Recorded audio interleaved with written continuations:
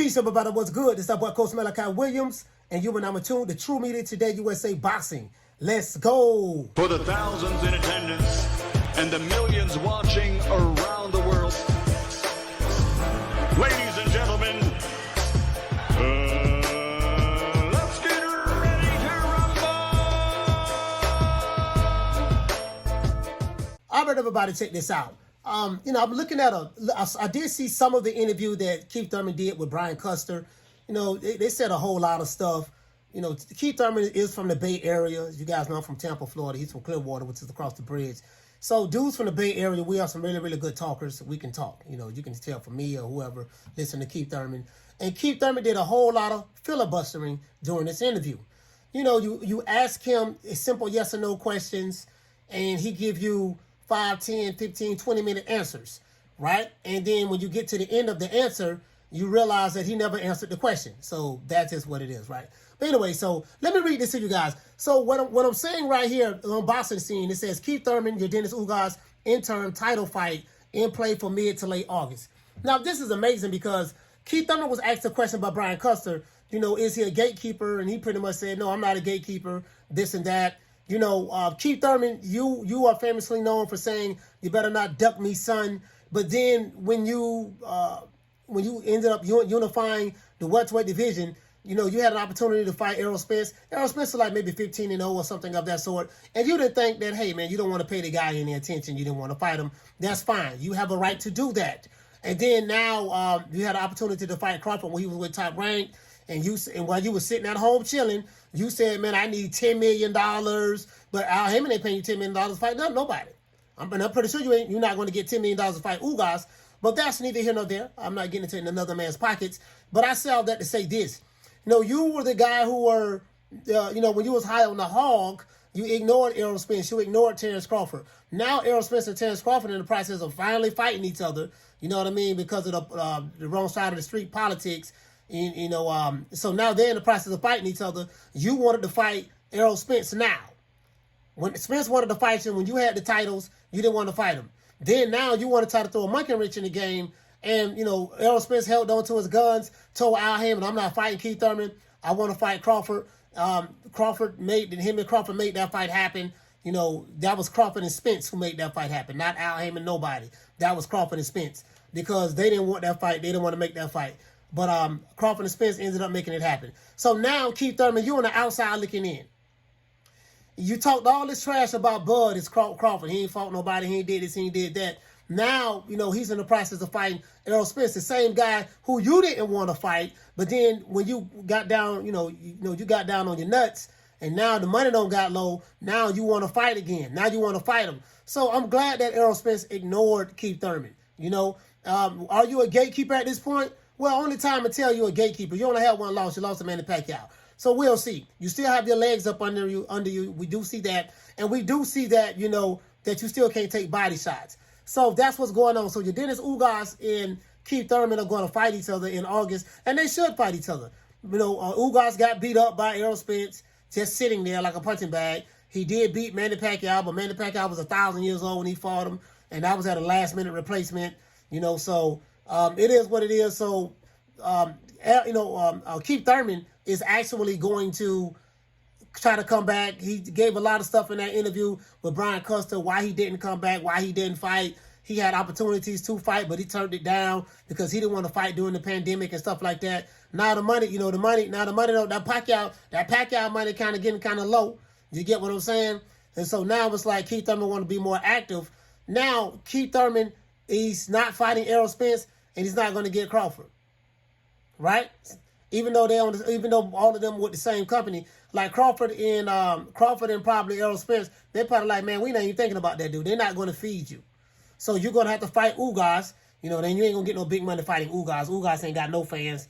Don't nobody know who the hell Ugas really is, anyways. So you got to fight Ugas. You have Bruce Ennis and Virgil Ortiz in the welterweight division. Are you willing to fight those young guns? They will be more than happy to fight you because you look like you're one of the old dogs in the welterweight division, and the young guns want to get someone with your name and stature, former unified welterweight champion, on their resume. So will you have to start over from the bottom? Because the thing is, Spence and Crawford are not going to be there after they fight each other, have the rematch or whatever. If there's a rematch, you know, if someone decides to activate it, they're clearly moving up to 154. Once they move up to 154, you know, those belts are going to be scattered. You know what I mean? And then you got to play like Thanos, Keith Thurman, and go and try to collect the belts. But I think you are the number one guy in the WBC. So once the belts are dropped by Crawford, Crawford or Spence, or you know what I mean? Once they drop it, then you're going to have to, I think Keith Thurman will be available to fight for the vacant title. Now, will he fight one of the young guns?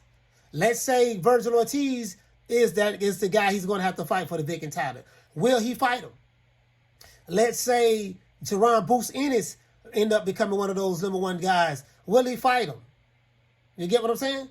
Keith Thurman right now, you know, you're in the back nine of your career, some would say. You are inactive, old fighter now. You're inactive. And so now, you know, you're going to have to, there's a new pecking order now. You know? You used to be Al Heyman's favorite son. Now Al Al don't move you to the side because he got Crawford and he got Canelo Alvarez now. So the rest of you guys at the PBC, y'all got to lean back like Fat Joe. You get what I'm saying? It is what it is. There's a new sheriff in town. His name is Saul Canelo Alvarez. So he's going to be the priority for Al Heyman at this point. You know, he's the biggest money maker. And, you know, Canelo's probably bigger than everybody on the entire PBC roster combined. So anyway, so Keith Thurman, are you a gatekeeper? I mean, you turned a lot of fans off. I'm not going to say you're a gatekeeper, but you just turned a lot of fans off, especially everybody in your city. From the Bay Area, we don't rock with you no more like that. You know what I mean? We just don't. You know, you let us down. You know, you've been doing a whole lot of talking, but you ain't been fighting, you know, and you ran from Spence, and then you ran from Crawford, you know, and then now you're in the back nine and you're putting us down, you know, and your luck as it relates to the finances don't got low. Now you want to fight Errol Spence. Errol Spence swerved you like, nah, it ain't going to happen. I'm going to go into this Crawford fight. And then you looking at Crawford like, hey, what's up, buddy? Nah, it ain't happening. Me and Spence fixing the fight. And then after we fight, finish our, you know, it might be a trilogy between them two. Who knows? You know, it might be one fight at 147 and the rest at 54. Who knows how that may go down? But Keith Thurman, you out of the loop. And see, I look at this as karma myself, because you did all this, you know, ducking and dodging from Spence and Crawford. You know what I mean? And then now, guess what? Spence and Crawford finally fixing to fight each other. And now the two guys who you want to fight, they just swerve you. They not even paying you any attention. You get what I'm saying? So it is what it is. You're going to be fighting Ugas. After Ugas, more than likely, you're going to have to deal with one of them jitterbugs. If you want to fight the jitterbugs, Boots Ennis or Virgil Ortiz, I'm pretty sure they'll be more than happy to oblige you. You know, and you probably can beat those guys. You probably can beat them. But, you know, the big names in boxing, in the welterweight division, that's over with. The big name fights is over with for Keith Thurman. You ain't got to worry about that, because Spencer Crawford not going to fight him. Those are the two biggest names in the welterweight division. And then Jerron Ennis and Virgil Ortiz are up-and-coming fighters. So you got to either fight those guys or you can swerve them, however it is. But I'm hoping that once Crawford or Spence drop those belts, depending on who wins that fight, and I got Crawford winning by knockout. So Crawford dropped those belts. I'm hoping that the WBC mandate, have like Keith Thurman number one and have Virgil Ortiz ranked number two. We're gonna have in a title, you know, in order to fight for the title, the WBC vacant title, have Keith Thurman fight Virgil Ortiz, or have Keith Thurman fight Jerron Ennis. And let's see, will he take that fight? Other than that, that's it. This is Coach Malachi Williams signing out. True Media Today USA Boxing. Please hate, like, share, and subscribe. You know my motto. Don't meet me there, beat me there. Peace. Man, I'm out of here, bro. Let's go.